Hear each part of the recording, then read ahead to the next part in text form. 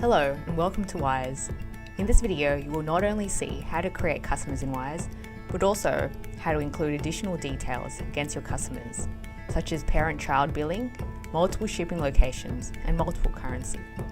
Customers are the source of your income. You must register each customer you sell to as a customer card. Customer cards hold the information that is required to sell products to the customer. This can either be manual or through templates that you receive with your subscription to Wiise.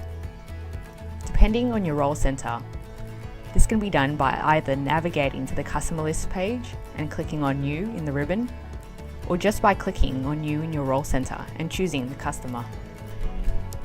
Wiise provides templates for new customers.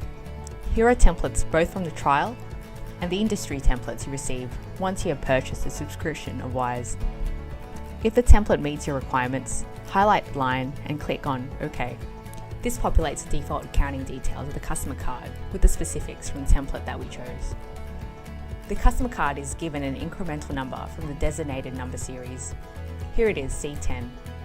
The only default field left for us to populate is the name field, outlined by the red star here. If you click on Show More, you can add a salesperson to the customer, like so. You can also add additional relevant information such as ABN, address and contact details, payment information and shipping information. Each one is organised into sections called fast tabs. To speed things along, you need to only enter your postcode and your customer's city and state will be populated as well. So now that we have a primary person accounted for within this supplier, add a primary contact like so. Just click on New, change the contact type to person, and then associate this contact with the company. If you did this from the contacts page, the company name field will auto-populate. You can add as many contacts within a supplier as you require, and even also add different contact and communication details from the vendor card.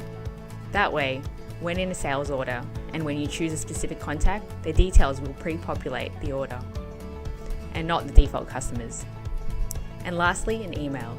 Within the Invoicing tab, the customers we bill to can be changed so that we sell to this customer but then bill another, thereby using parent-child billing.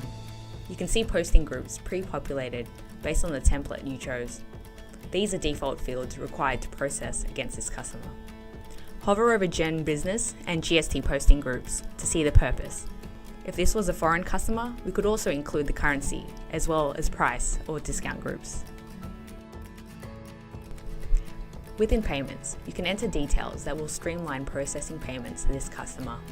If you require, payment teams and payment method include a preferred bank account because we can also include multiple bank accounts against the customer. Just click on New and enter a code. This is so if they have multiple bank accounts, you can distinguish one from the others. The only default information you have to enter are their name and bank details.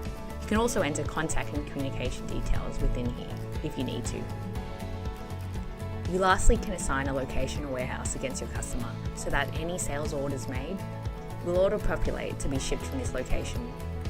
You can even add shipment method details so that you can provide your customers more accurate order promises with accurate lead times.